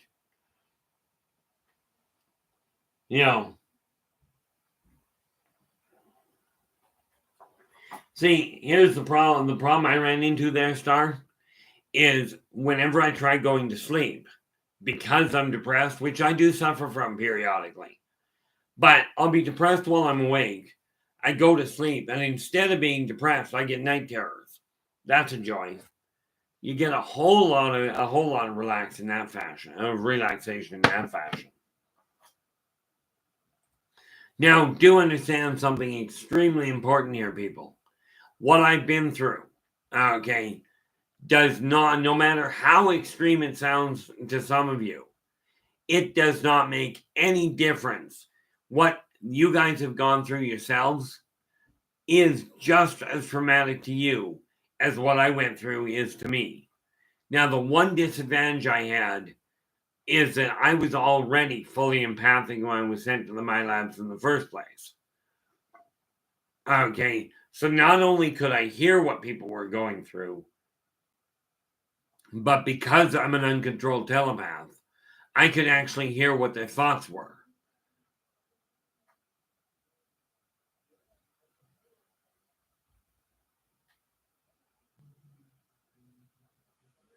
Yeah, and I'm glad you don't get night terrors. The reality is, Scar, when I was still married, okay, I had night terrors so bad. I literally, if my wife had been a light sleeper, I'd have ended up burying her. Okay, because I come out of a night terror one day, and all I did was I woke up, I come up on one arm, and I drove as hard as I could down. Okay, well, she was a light sleeper. So, of course, when I come up, she shot sideways, and I still clipped her arm. I clipped her arm about here. Okay. But if you'll notice the height, had she not moved, I'd hit her right here. She was black and blue all the way from here all the way from the shoulder to the wrist. Okay. So I mean, this is the kind of thing that she had to deal with. Might be one of the reasons I'm single. Well, that's a flat out no. I'm not single. I'm very, very solidly attached. But my other half isn't up here yet. Okay, but it may well be one of the reasons I end up getting divorced in the long run.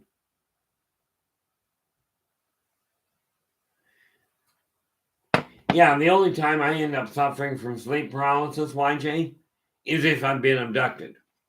Okay, as in I wasn't asked.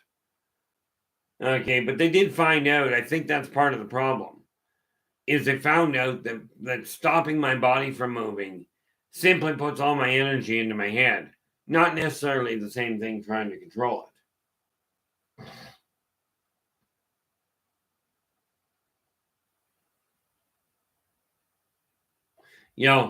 The unfortunate part, the unfortunate part of this whole situation is we can talk about it.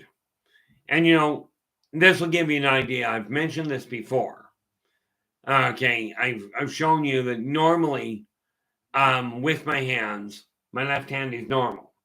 Okay, right now, this is what I'm going through, trying to actually, what I'm going through at this point, that is controlled.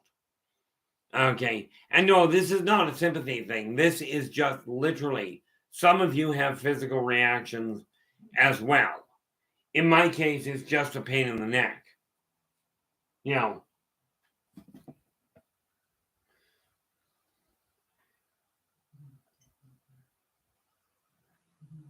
Yeah, and let's face it, LA.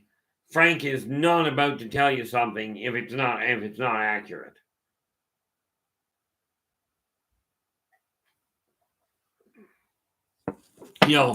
But this is one of those things that we have to realize. People going through night terrors or through the MyLab memories. You watch the kids. I remember the doors slamming as kids were pushed into their rooms. And when I say pushed in, basically it boils down to put your hand on the back of the kid and push him forward. I'm not talking about kids being thrown in, because the one thing with the children that I was with the pod I was with is they went out of their way to make certain they didn't accidentally cause a problem. The mental trauma, that was what they were targeting, and boy did they do that in spades.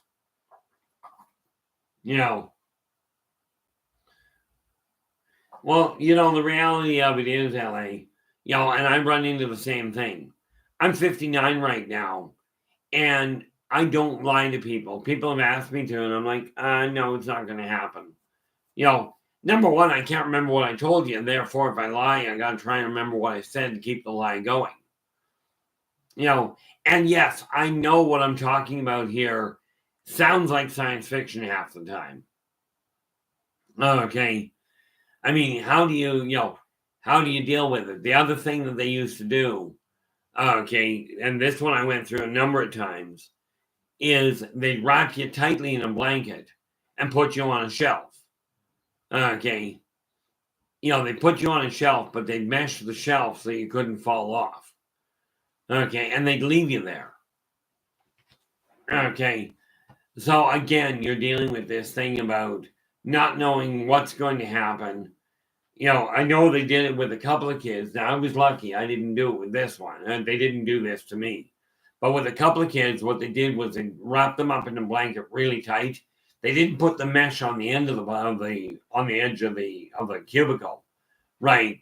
What they did was anchored the center of the blanket with a rope. So if the kid did roll off, he'd only drop. He'd drop to the ground and wouldn't quite get to the ground. Okay. But you'd only ever drop, three bunk beds in height. Because what they didn't want to do was cause extra damage by the drop. Okay. Yeah, reality, And I don't think I did this, but let's pop this up there because Nathan has some incredible topics that he deals with. Right? So I keep these handy. This one, if you get a chance to drop in and watch a show, absolutely do so. And Nathan, if you would be so kind, because I frankly don't remember offhand, if you would be so kind as to just type into the chat, into the room, when and what time your show runs. I know you can't put the link in, so I've done that for you. But, Nathan's got some really neat topics he deals with. Yeah. Whenever and that works for some. I'm glad that works for you, Paul. For me, I'll be sitting there and all of a sudden I'll be gone. And then I start seeing all sorts of wonderful things. And we'll use the term wonderful really, really twisted. Okay. Thank you so much, Nathan. Appreciate that. The reality is, I'm looking at the way this world, and people, we hit another record today. I can now confirm we just hit 23 in the chat room. Okay. So we're up to 24. I don't know where we're going to peak out. Okay. But this is absolutely fantastic from my standpoint. Like I said, this is an issue of sharing this with people. If you haven't subscribed already, hit that little subscribe button down in the right-hand corner if you would, please. And again, I was asked the other day, I finally got these. Well, where is it? There. I finally got this set up so it actually comes through the website. It can be ordered directly. Where am I?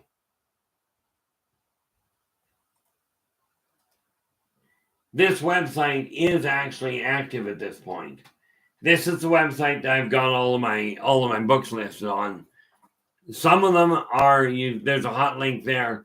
Others you'll have to go through PayPal through Inner Voice Enterprises at yahoo.ca. That's the PayPal, the email PayPal. Okay.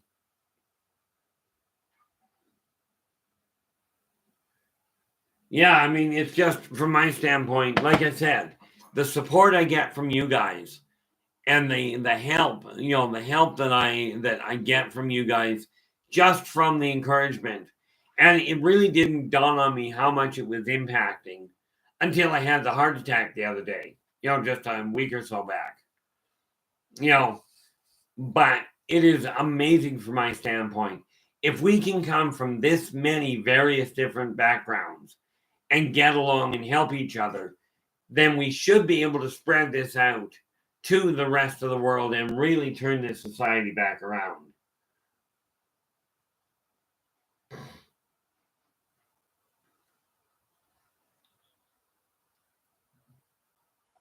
Yeah, broken sleep like that, Star, is not a good way to get rest.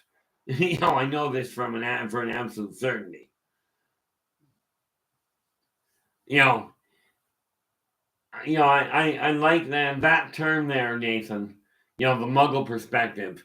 You can always tell somebody that's been watching the Harry Potter the Harry Potter series. Because all of a sudden you got Muggles. And I like the term personally. But we have to find a way, or it is wise to find a way that you can turn around and cope with it. Now, for me, I know one thing that I will undoubtedly be doing.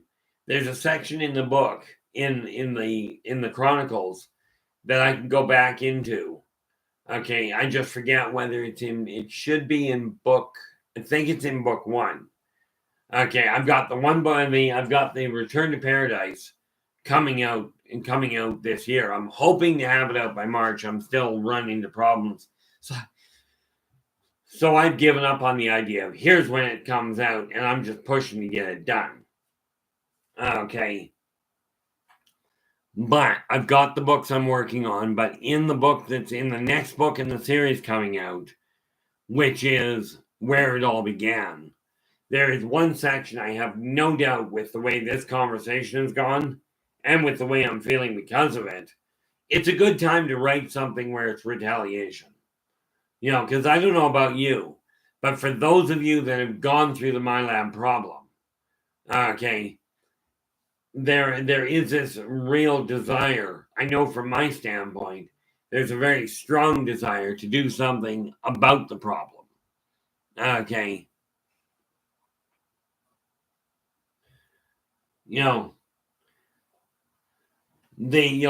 reality of it is and it's the same thing. I mean, it's an extreme form of it. But this is why I have such a big problem with bullies, regardless of their age. It's the same kind of emotions that trigger. Because in case you haven't noticed, the people that operate, that actually work in the Milabs, if they're there just because they work there, they're already bullies before they get in there. If they're running the place, they're a little bit more extreme. Okay. And I don't know, I don't know if you'd call them sociopaths, but definitely not nice people.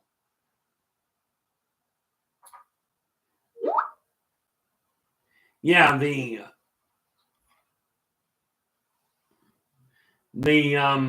show there, Carl, the show Stranger Things. I love the way they did it. Like, I watched the entire series. Okay.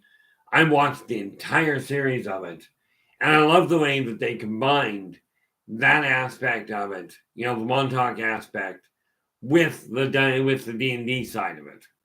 Okay, and the rest of the paranormal. They did a fabulous job in my eyes. Whether they were great actors or not, I have no way of telling you. Okay. But I do know that they did a nice job of putting it together. Well, I mean, realistically, if you think about that, Carl, they sort of had to modify it. Because if you take a look at what happened in the actual Montauk's, okay, and in the actual my lab pods, way too many of the actors would be dead if they didn't modify them. And I mean, this is just a bad set for the acting.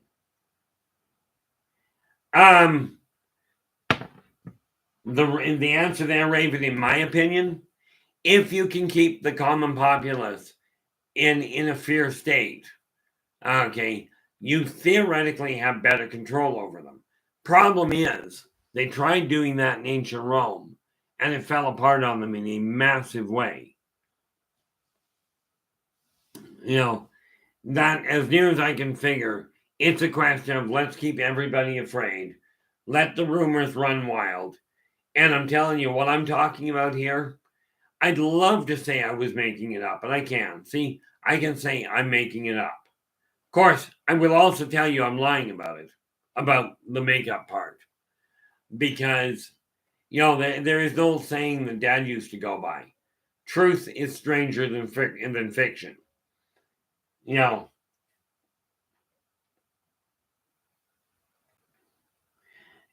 all fairness, man, Mr. L, in one sense, I agree with you. But I encourage you not to go down that road. Okay, and the reason for that is war has never brought peace to anybody. Okay. War doesn't bring peace. It doesn't bring peace in the mind. It doesn't bring peace in the physical world. Okay. War simply brings quiet. Okay. And therefore, whenever, I do feel that, violence is okay in 3 venues. In stories, and I mean, like this, for instance, very graphic battle. Okay, when I get into it, these books contain very graphic battles. But in stories, in movies, and in mutually agreed upon combat sports. Okay, other than that, violence has no functional use. Oh, I absolutely agree with you there, Dragamont. The reality is any type of abuse, whether we're talking physical, mental, or emotional or sexual, it doesn't matter. Any abuse will cause absolute havoc for a child. Okay.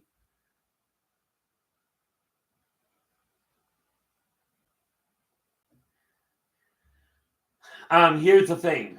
Just to bring you up to speed on that, Nathan. Like Nathan just said, I figure we were on and we're here on Earth. We here on Earth are a protected species being treated as such. Take samples and specimens as needed. Keep the rest satiated but fearful. And that's where it goes a little sideways. Earth, it's the humans are not the protected species. Okay, the Caboran is. Earth itself is the protected species. Okay, humans themselves were literally, and we're talking eons back, were literally built for war. Okay, they were an accelerated species built for conflict by corporeals on the planet. Okay, the fact that we are trained right from childhood to fear everything, including the people that the entity that most people attribute to creating mankind. We're taught to fear right from the get-go. You're taught that if you don't do what you're told, you will be punished. The unfortunate part of the Milabs is if we did do what we were told, we were also subsequently punished. Okay, because we do what we were told to the best of our ability, and more often than not, it just plain wasn't good enough.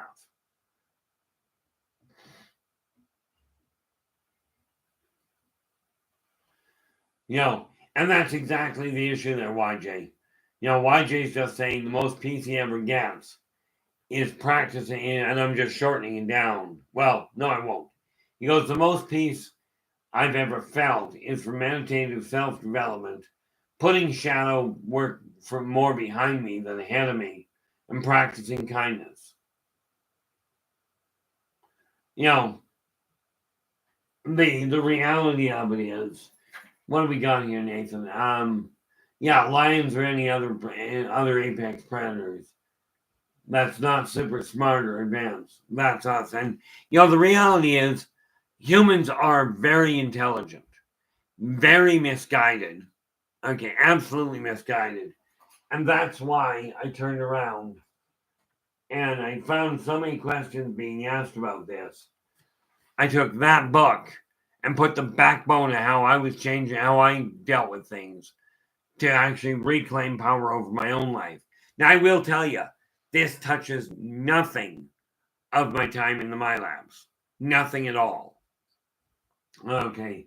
This is strictly practical, one-on-one, replicatable tools you can use to put your negative past to rest, and more importantly, to work with the tools that you've got right now and move forward with them. You know, no, in all fairness, YJ, when I'm talking about corporeal, I mean any, when I say physical, I mean any essentially sentient entity. Okay, because not all corporeals are vibrating at the same rate. An air elemental, an earth elemental are both. They are, and water elementals, they're all corporeal. They all have physical substance. Okay, and I just lump all of them together. Okay, that's why I use the term. It's because it's not just the humans that are running into problems with. You know, when we're talking Milabs, yeah, it's the humans that I'm dealing with. Okay, they are the ones that, in my experience, run the Milabs on Earth. Okay, you know, so we have to look, by looking to each other, by working to support each other, we can make things happen in a very positive fashion. Not a problem there, YJ.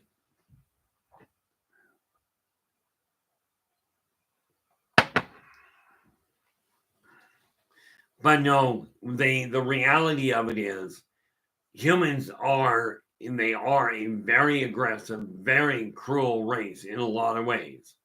Okay, and a lot of that reasoning is because of one little issue, and this is why I don't hold it against humans Okay, or other corporeals for that matter. It's not a question of the race is bad. It's a question of the race has been taught to fear.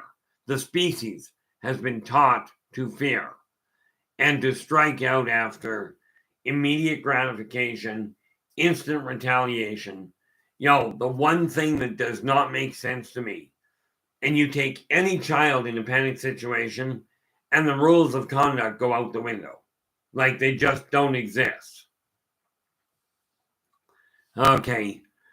I mean, I saw a kid completely lose it.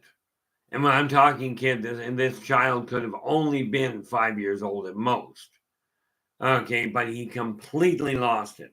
One of the drawbacks with the mental stress we go through is that you can become extremely violent.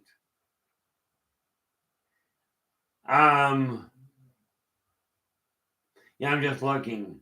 LA is just saying, I wonder how many of those scientists realize their experiments and behaviors are being studied as well. Very few of them, but you are right. Okay, the scientists that are being made to do these things, the trauma they go through, is absolutely phenomenal. I remember one kid. He had been really badly locked up for a long time, and when he came out, if anybody in here saw the show, which one was it? It was one of the X-Men shows.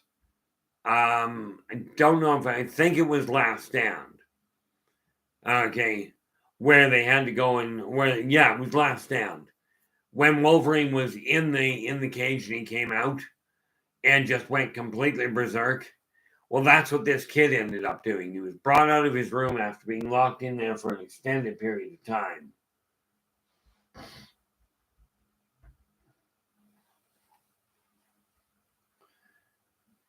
When this kid come out, he was let loose from his room. Well, they tried to let him loose. What ended up happening is they cracked the door, and he came out with a runaway rocket. And like I said, this kid was only maybe 5 years old. Okay, maybe 5 years old. And when he came out, he ended up with 2 of the interns were dead before they even knew he was out of the room. But he went right off the deep end. Okay, what ended up happening when he came down is he also ended up, he couldn't cope with what he'd done. He just completely lost track of it. Okay.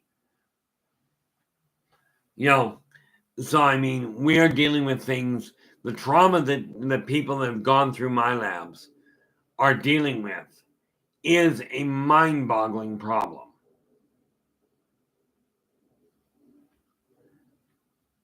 Yeah, exactly. From what I understand, I believe my son told me that Deadpool 3 is coming out in, I think he said October of 24.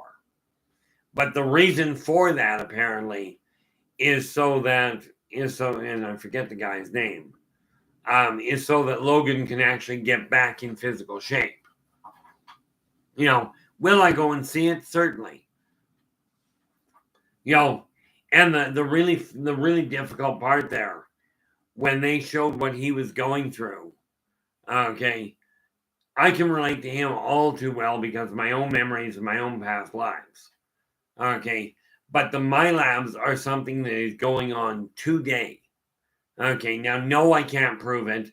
No, I won't go up and accuse anybody of it because, well, let's face it, doesn't make sense. There's no way I'm going to prove it. And you guys that have suffered from it or that know people that are suffering from it, okay, just be aware. The massive majority of people that claim to have gone through a Milab, first and foremost, there's a dead giveaway. Okay. There's a real dead giveaway for ones that are just realizing it. Thank you so much for that, YJ. If you're talking to somebody and they're saying, oh, this is what I went through, and there's no emotional response to it, if you're talking to somebody that's telling you, oh, I went through this and, I spent years in my lab, and they've got no reaction to it, you really have to wonder how accurate they are, how honest they're being. Okay. Angels in life, didn't see it come in. But, the reality of it is, if they're telling you that they went through it and they've got no emotional response to it, then then you might be looking at something. Now, the reason I can talk about it at all is, frankly, 40 years of dealing with it. And, well, more to the point, 40 years of actively trying to deal with it.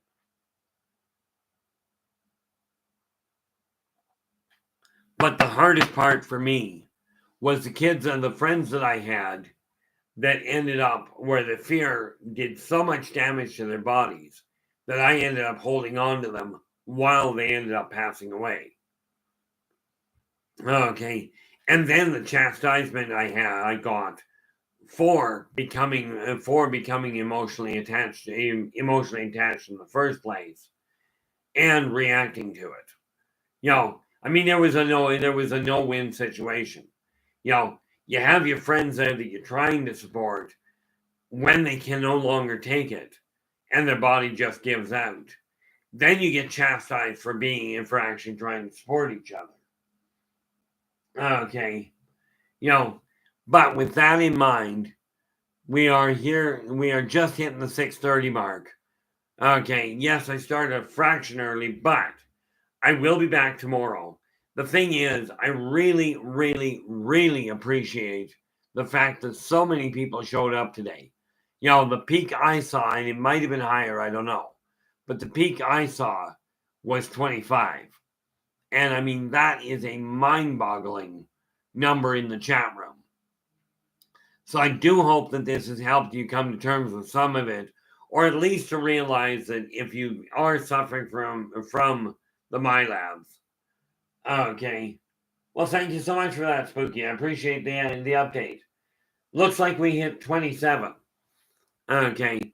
I really, really, am so grateful that so many of you showed up. And I hope that what we've been talking about has helped you at least realize that you're not actually alone in what you've gone through. Okay.